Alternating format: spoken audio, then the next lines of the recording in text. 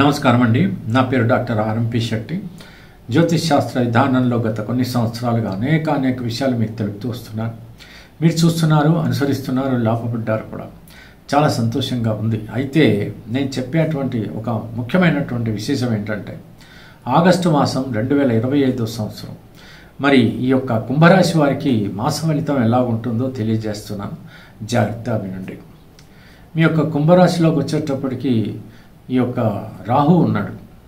పోతే 13వ తేదీ జూలై నుంచి ఏమవుతుందంటే, శనైశ్చరుడు వక్రస్థితిలో ఉండి బలంగా ఉంటాడు. కాబట్టి ఏదైనా ప్రాక్టికల్గా ఆలోచిస్తే ఖచ్చితంగా పనులు జరుగుతాయి. కాకపోతే ఆరోగ్యం విషయంలో మాత్రం శ్రద్ధ వహించాల్సి వస్తుంది. ఒకసారి మీ జాతకాన్ని కూడా పరిశీలించుకోవాలి. ఎంచేతనంటే మీ జాతకంలో కూడా షష్టగ్రహం అంటే షష్టమాధిపతి 6వ స్థానాధిపతి గ్రహ దశ ఏమన్నా జరుగుతుందా ఒకసారి చూసుకోండి. అప్పుడు ఏమవుతుందనంటే, ఈ యొక్క పరిస్థితి కూడా ఉన్నప్పుడు గోచార రీత్యా అంటే ఇక్కడ శనైశ్చరుడు వక్రస్థితిలో రాహు వీళ్ళందరూ కలిసి ఉన్నప్పుడు ఆరోగ్యం బాగుండదు అని చెప్పాను కదా. అప్పుడు 6వ స్థానాధిపతి యొక్క గ్రహ దశ కూడా జరుగుతున్నప్పుడు కొంచెం ఆరోగ్యం అనేది సీరియస్ అయ్యేటువంటి అవకాశాలు ఉంటాయి. అది అలా కాకుండా ఏదైనా శుభగ్రహ దృష్టి కనుక ఉన్నట్టయితే తప్పకుండా ఏదైనా చిన్న జ్వరమో ఏదో చిన్న సమస్య వచ్చేసి అది కూడా సమస్య పోతుంది. ఈ రకమైనటువంటి జాగ్రత్తలు మీరు తీసుకోవాలి. కాబట్టి మీ జాతకాన్ని కూడా ఒక్కసారి పరిశీలించుకోండి. ఈ మాసం అంతా కొంచెం ఏంటంటే శరీరం పైన ఎక్కువ ధ్యాస పెట్టండి. ఆర్థిక పరిస్థితి పర్వాలేదు, బాగానే ఉంటుంది. చాలా ఆహా అన్నట్టుగా ఉండదు, కానీ ఏదో రకంగా అవసరాన్ని బట్టి మీకు డబ్బులు సమకూరుతాయి. కాకపోతే ఎట్టి పరిస్థితుల్లోనూ మీరు దయచేసి అధర్మ బుద్ధిన మాత్రం వ్యవహరించకూడదు. ఏమాత్రం అధర్మాన మీరు ప్రవర్తించినా పోలీసులకు పట్టుబడేటువంటి అవకాశాలు, జైలుకు పోయేటువంటి పరిస్థితులు కూడా ఏర్పడవచ్చు. అనవసరంగా లేనిపోని గొడవల్లో మాత్రం తల దూర్చవంటే వద్దు. గాయాలు తగిలేటువంటి అవకాశాలు కూడా ఉంటాయి. విదేశాలకు వెళ్ళాలనే ఆలోచన ఉన్నటువంటి వాళ్ళు కొంతకాలం ఆ ఆలోచన మానుకోవడమే మంచిది. ప్రస్తుతం వాతావరణం ఏమంతా బాగోలేదు.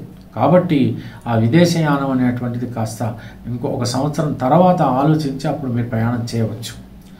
సరే, మీరు విద్య కోసమో ఏదో ఆలోచిస్తూ ప్రతి వాళ్ళకి ఈ రోజుల్లో విదేశాలకు వెళ్ళాలనేటువంటి ఆలోచన ఎక్కువగా ఉంది. కాబట్టి మీరు కొంచెం ఆలోచించి అటువంటి అడుగులు వేయాలి.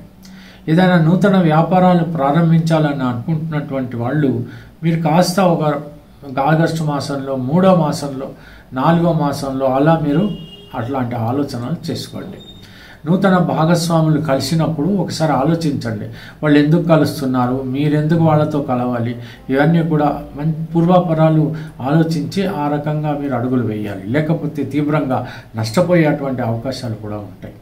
ప్రొఫెషన్లో రంగంలో ఉన్న వాళ్ళకి ముఖ్యంగా చెప్తున్నాను, డాక్టర్లకు మితిమీరినటువంటి ఆశ పెరిగిపోతుంది.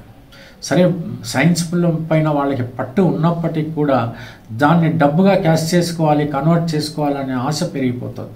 కాబట్టి వాళ్ళు కనుక ఆశ పెరిగిపోవడంలో తప్పులేదు. వాళ్ళ డిమాండ్ ప్రకారంగా వాళ్ళు ఫీజు తీసుకోవచ్చు. కానీ అధర్మబుద్ధిన ప్రవర్తిస్తే మాత్రం ఖచ్చితంగా చావు దెబ్బతినేటువంటి పరిస్థితులు డాక్టర్లకైతేనేమి, లాయర్లకైతేనేమి, ఎవరికైనప్పటికీ కూడా ప్రొఫెషన్ రంగంలో ఉన్నటువంటి వాళ్ళకి అటువంటి తీవ్రమైనటువంటి సమస్యకు వాళ్ళు గురి అవుతారు. ఇకపోతే వివాహాలు కానటువంటి వాళ్ళు ఉంటారు. మీ ప్రయత్నాలు మీరు తప్పకుండా చేయండి. సరి అయినటువంటి సంబంధం ఖచ్చితంగా కుదురుతుంది.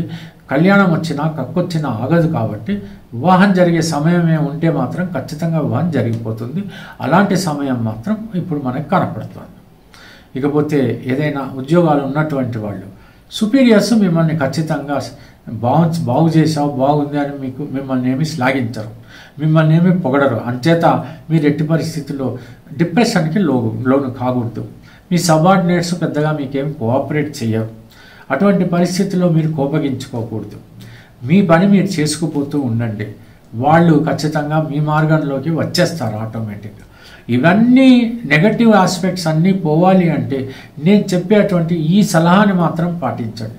అదేమిటంటే ఏమీ లేదు, ప్రొద్దున లేచిన తర్వాత కాలకృత్యాలు తీర్చుకుని హనుమాన్ చాలీసా చదవండి.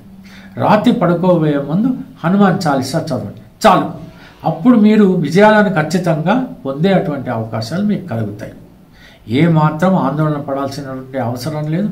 ప్రతి మనిషికి కష్టము వస్తుంది, సుఖము వస్తుంది. మీకు సుఖం వచ్చినప్పుడు పొంగిపోకూడదు, కష్టం వచ్చినప్పుడు కుంగిపోకూడదు. మీరేం చేయాలంటే కష్టం వచ్చినప్పుడు హనుమాన్ చాలీసా చదవండి, సుఖం వచ్చినప్పుడు మానవత్వంతో మెదలండి, సరిపోతుంది. గర్వపడకండి. ఆ మాత్రం మీరు చేయగలిగితే జీవితాంతం హ్యాపీగా ఉంటారు. తెలిసింది కదా. సెలవు మరి, ఉంటాను. నమస్కారం.